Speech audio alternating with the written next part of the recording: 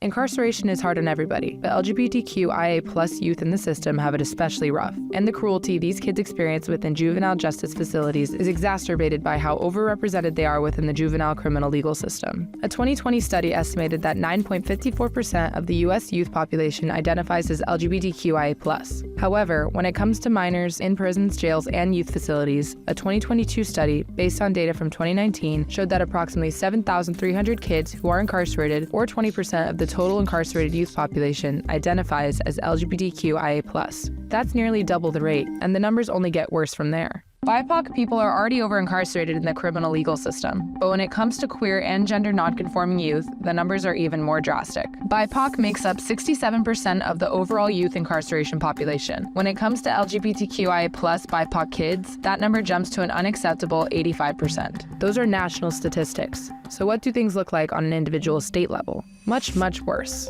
According to a 2022 statewide survey of kids in Minnesota, 29% of kids incarcerated in correctional facilities identify as LGBTQ, compared to 20% of all kids in public schools. Tragically, 54% of the incarcerated LGBTQ youth experienced 4 or more adverse childhood experiences, and they are too often subjected to further abuse once in the system. Trans and intersex kids are often placed in facilities without their gender identity being taken into consideration, which then denies them proper gender-specific clothing, personal care products, and medically necessary care while putting them at risk of harassment and violence. As you can imagine, this has a disastrous effect on LGBTQIA+ kids' mental health. 58% of incarcerated LGBTQIA+ youth have engaged in self-harm, 42% thought about suicide, and 38% have attempted to take their own life. Many of these kids are incarcerated because the system failed them, and instead of rehabilitation, they're forced to suffer even further because of the cruelty and neglect they faced inside. The juvenile criminal legal system is broken, maybe beyond repair, and it's time for the U.S. to face the most devastating truth that is failing one of its most vulnerable populations.